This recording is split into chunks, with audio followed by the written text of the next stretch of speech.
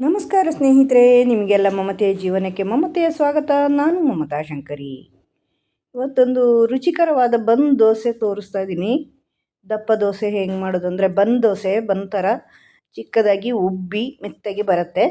ಇದು ರವೆಯಿಂದ ಮಾಡುವಂಥ ಬನ್ ದೋಸೆ. ಬೇರೆ ಬೇರೆ ರೀತಿ ಮಾಡ್ತಾರೆ ಜನ ಬನ್ ದೋಸೆ. ಅದರಲ್ಲಿ ಇದು ಒಂದು ರೀತಿ ವೆರೈಟಿ. ಬನ್ನು ರವೆಯಲ್ಲಿ ಮಾಡುವಂಥದ್ದು ಬನ್ ಥರ ಆಗುತ್ತೆ. ದಪ್ಪಾಗಿ ತುಂಬ ಮೆತ್ತಗಿರುತ್ತೆ, ಚೆನ್ನಾಗಿ ಇರುತ್ತೆ, ಉಬ್ಬಿ ಬಂದಿರುತ್ತೆ. ಬೆಳಗಿನ ತಿಂಡಿಗೆ ಮಾಡ್ಬೋದು. ಇದಕ್ಕೆ ನಾನು 2ರಿಂದ 2.5 ಕಪ್ಪಿನಷ್ಟು ರವೆ ಇಲ್ಲಿ ನೆನೆ ಹಾಕಿದ್ದೀನಿ. ನಿಮಗೆ ಎಷ್ಟು ಬೇಕೋ ಜನರಿಗೆ ಹೊಂದ್ಕೊಂಡು, ಮನೆಯಲ್ಲಿರೋ ಮೆಂಬರ್ಸ್ ಹೊಂದ್ಕೊಂಡು ಮಾಡ್ಕೊಳ್ಳಿ. ಅದಕ್ಕೆ 1 ಕಪ್ಪಿನಷ್ಟು ಮೊಸರು ಸೇರಿಸ್ಕೊಳ್ತಾ ಇದ್ದೀನಿ. ಕಸ ಇದ್ದರೆ, ರವೆಯಲ್ಲಿ ಕಸ ಇದ್ದರೆ ಒಂದು ಸಾರಿ ತೊಳ್ಕೊಳ್ಳಿ, ಇಲ್ಲಾಂದರೆ ಹಾಗೆ ಮಾಡ್ಕೊಳ್ಳಿ. 1 ಕಪ್ಪಿನಷ್ಟು ಮೊಸರು ಹಾಕ್ಕೊಂಡಿದ್ದೀನಿ. ಮೊಸರೇನು ಹುಳಿಬೇಕು ಅಂತಿಲ್ಲ, ಆದರೂ ಮೊಸರು ಮೆತ್ತಗೆ ಮಾಡುತ್ತೆ, ಅದನ್ನು ಒಂದು ಚೆನ್ನಾಗಿ ಉಬ್ಬೋದಕ್ಕೆ ಹೆಲ್ಪ್ ಮಾಡುತ್ತೆ. ಅದರಿಂದ ಮೊಸರು ಹಾಕಿದರೆ ಚೆನ್ನಾಗಿ ಆಗುತ್ತೆ. ರವೆ ಇದು ನಾನು ಉಪ್ಪಿಟ್ಟು ರವೆನೇ ತೊಗೊಂಡಿರೋದು, ಬಾಂಬೆ ರವೆ. ನೀವು ಯಾವುದಾದ್ರೂ ತೊಗೋಬೋದು. ಅದನ್ನು ರುಬ್ಕೊಳ್ತೀವಿ ನಾವು. ಇನ್ನೊಂದು ಪಾತ್ರೆಯಲ್ಲಿ 1 ಕಪ್ನಷ್ಟು ಮಂಡಕ್ಕಿನ ನೆನೆ ಹಾಕ್ಕೊಳ್ತಾ ಇದ್ದೀನಿ. 2.5 ಕಪ್ನಷ್ಟು ರವೆ, 1 ಕಪ್ನಷ್ಟು ಮೊಸರು ಮಿಕ್ಸ್ ಮಾಡಿ ಇಟ್ಟಿದ್ದೀನಿ. ಈಗ 1 ಕಪ್ನಷ್ಟು ಮಂಡಕ್ಕಿನ ನೆನೆ ಹಾಕ್ಕೊಂಡಿದ್ದೀನಿ. ರವೆ ಒಂದು 1/4 ಗಂಟೆ ನೆನೀಲಿ. ನೋಡಿ, ಈಗ ನೆಂದಿದೆ ಚೆನ್ನಾಗಿ. ಬೇಕು ಅಂದರೆ ನೀರು ಹಾಕ್ಕೊಳ್ಳಿ, ಮೊಸರು ಕಮ್ಮಿ ಆದರೆ ನೀರು ಹಾಕ್ಕೊಳ್ಳಿ. ಅದನ್ನು ಈಗ ಮಿಕ್ಸಿ ಜಾರ್ಗೆ ಹಾಕಿ ಚೆನ್ನಾಗಿ ರುಬ್ಕೊಳ್ಳೋಣ. ನುಣ್ಣಗೆ ರುಬ್ಕೋಬೇಕಾಗತ್ತೆ. ಹೆಚ್ಚು ನೀರು ಹಿಟ್ಟು ಮಾಡಬೇಡಿ, ಸ್ವಲ್ಪ ದಪ್ಪನೇ ರುಬ್ಕೊಳ್ಳಿ. ಆಮೇಲೆ ಸ್ವಲ್ಪ ಮಿಕ್ಸಿ ಜಾರ್ ತೊಳೆಸ್ಬಿಟ್ಟು ಒಂದು ಸ್ವಲ್ಪ ಎಲ್ಲ ಹಾಕ್ಕೋಬೋದು, ಹೆಚ್ಚು ಬೇಡ. ಅದಕ್ಕೆ ನೆನೆ ಹಾಕುವಾಗ ಹೆಚ್ಚು ನೀರು ಹಾಕಿ ನೆನೆ ಹಾಕ್ಕೋಬೇಡಿ, ಜಸ್ಟ್ ರವೆ ಮುಳುಗೋಷ್ಟು ಮಾತ್ರ ಹಾಕ್ಕೊಳ್ಳಿ. ಆಮೇಲೆ ರವೆ ಉಬ್ಬಿ ದಪ್ಪ ಆಗುತ್ತೆ. ಈಗ ಈ ನೆನೆ ಹಾಕಿರೋ ಮಂಡಕ್ಕಿನ ಕೂಡ ಹಿಂಡಿ ನೀರಿನಿಂದ ತೆಗೆದುಬಿಟ್ಟು ಹಿಂಡಿ ರುಬ್ಬೋದಕ್ಕೆ ಸೇರಿಸ್ಕೊಳ್ಳಿ. ಯಾಕೆಂದರೆ ಫಸ್ಟಿಗೆ ನೀವು ನೀರು ಜಾಸ್ತಿ ಹಾಕಿದರೆ ಹಿಟ್ಟಿಗೆ ನೀರು ಹೆಚ್ಚಾದರೆ, ತೆಳ್ಳಗಾದರೆ ಏಳಲ್ಲ. ಅದರಿಂದ ದಪ್ಪಕ್ಕೆ ಮಾಡ್ಕೋಬೇಕಾಗತ್ತೆ. ಆಮೇಲೆ ಬೇಕಾದಂಗೆ ನೀರು ಅಡ್ಜಸ್ಟ್ ಮಾಡ್ಕೋಬೋದು. ನೋಡಿ, ಈ ಥರ ನುಣ್ಣಗೆ ರುಬ್ಕೊಂಡು ಅದೇ ರವೆ ಪಾತ್ರಕ್ಕೆ ಹಾಕ್ಕೊಂಡಿದ್ದೀನಿ. ನುಣ್ಣಗೆ ರುಬ್ಕೊಂಡಿದ್ದೀನಿ ನೋಡಿ. ಈ ಥರ ಸ್ವಲ್ಪ ನೀರು ಸೇರಿಸ್ಕೊಂಡಿದ್ದೀನಿ. ಮಿಕ್ಸಿ ಜಾರ್ ತೊಳೆದ್ಬಿಟ್ಟು ಹೆಚ್ಚಿಲ್ಲ, ಯಾಕಂದರೆ ನೀರು ಜಾಸ್ತಿ ಆಗುತ್ತೆ. ನೋಡಿ, ಈ ಥರ ದೋಸೆ ಹಿಟ್ಟಿನ ಥರ ಬರಬೇಕು, ದಪ್ಪಕ್ಕೆ ಇರಬೇಕು. ಇಡ್ಲಿಗಿಂತ ಸ್ವಲ್ಪ ನೀರಿರಲಿ ಅಷ್ಟೇ. ಇದಕ್ಕೆ ರುಚಿಗೆ ತಕ್ಕಷ್ಟು ಉಪ್ಪು, ಆಮೇಲೆ 1 ಚಿಟಿಕೆಯಷ್ಟು ಸೋಡಾ ಹಾಕ್ಕೊಳ್ತಾ ಇದ್ದೀನಿ. ಇದನ್ನು ಚೆನ್ನಾಗಿ ಮಿಕ್ಸ್ ಮಾಡಿ ಒಂದು 5 ನಿಮಿಷ ಸಾಕು. 5 ನಿಮಿಷವೂ ಬೇಡ, ಸ್ವಲ್ಪ ಹೊತ್ತು ಇಟ್ಟಿರಿ ಮುಚ್ಚಿ. ಇದಕ್ಕೆ ನಾನೀಗ ಒಂದು ಒಗ್ಗರಣೆ ತಯಾರಿ ಮಾಡ್ತೇನೆ, ಆವಾಗ ಸರಿಯಾಗತ್ತೆ ಇದು. ನೀವು ಬೇಕು ಅಂದರೆ ಹೀಗೆ ಮಾಡ್ಬೋದು, ಒಗ್ಗರಣೆ ಹಾಕಬೇಕಾದ ಅಗತ್ಯ ಇಲ್ಲ.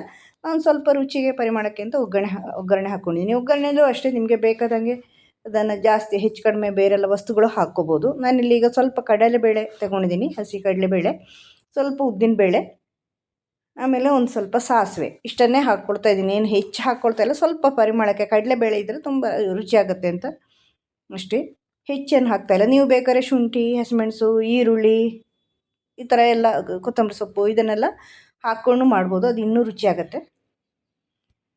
ಸ್ವಲ್ಪ ಎಣ್ಣೆ ಸೇರಿಸಿ ಹುರಿದ್ಬಿಟ್ಟು ಮಾಡ್ತಾಯಿದ್ದೀನಿ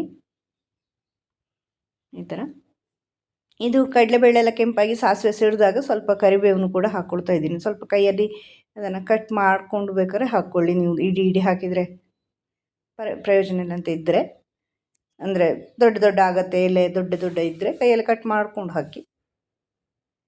ಇದೆಲ್ಲ ನಮ್ಮ ಆಪ್ಷನಲ್ಲಿ ಬಿಟ್ಟಿದ್ದು, ಅಂದರೆ ನಮಗೆ ಇಷ್ಟ ಬಂದ ಹಾಗೆ ಹಸಿಮೆಣಸು, ಶುಂಠಿ, ಈರುಳ್ಳಿ ಎಲ್ಲ ಹಾಕ್ಕೋಬೋದು, ಕೊತ್ತಂಬರಿ ಸೊಪ್ಪು ಹಾಕ್ಕೋಬೋದು. ಏನು ಹಾಕ್ತೀರೋ ಅದೆಲ್ಲ ನಮಗೆ ಬಿಟ್ಟಿದ್ದು, ಅಂದರೆ ಅವರವರ ಚಾಯ್ಸಿಗೆ ಬಿಟ್ಟಿದ್ದು ಆಪ್ಷನ್. ರುಚಿಗೆ ಬೇಕಾದ ಹಾಗೆ ಹೆಚ್ಚು ಕಡಿಮೆ ಮಾಡ್ಕೋಬೋದು. ಈಗ ಇದೇ ಒಗ್ಗರಣೆ ಪಾತ್ರೆಯಲ್ಲಿ ನಾನು ದೋಸೆ ಮಾಡ್ತಾಯಿದ್ದೀನಿ. ಯಾವುದಾದ್ರೂ ಈ ಥರದ ಒಗ್ಗರಣೆ ಪಾತ್ರ ಅಥವಾ ಸಣ್ಣ ಬಾಣಲೆ ಇದ್ದರೆ ಅದರಲ್ಲಿ ಮಾಡಿದರೆ ಚೆನ್ನಾಗಿ ಬರುತ್ತೆ. ನೀವು ದೋಸೆ ಹೆಂಚಲ್ಲೇ ಮಾಡ್ಕೋಬೋದು, ಅದು ದಪ್ಪ ದೋಸೆ ಆಗುತ್ತೆ. ಇದೀಗ ಬನ್ ದೋಸೆ ಆಗೋಕ್ಕೆ ಈ ಥರ ಮಾಡ್ತಾಯಿದ್ದೀನಿ. ಬನ್ ಥರ ಬರಬೇಕು, ಉಬ್ಬಿ ಮೆತ್ತಗೆ ಬರಬೇಕು ಅಂದರೆ ಸ್ವಲ್ಪ ಬಿಸಿಯಾಗಲಿ ಅದು ಪಾತ್ರ. ಆ ಬಿಸಿ ಆದಾಗ ಒಂದು 2ರಿಂದ 3 ಸೌಟನಷ್ಟು ಹಿಟ್ಟನ್ನು ಹಾಕ್ತೀನಿ. ಇದನ್ನು ಹರೋದೆಲ್ಲ ಏನಿಲ್ಲ ನೋಡಿ, ಅಂದರೆ ದೋಸೆ ಥರ ಮಾಡೋದಲ್ಲ, ಹೀಗೆ ಹಾಕಿ ಬಿಡೋದು, ದಪ್ಪ ಆಗುತ್ತೆ.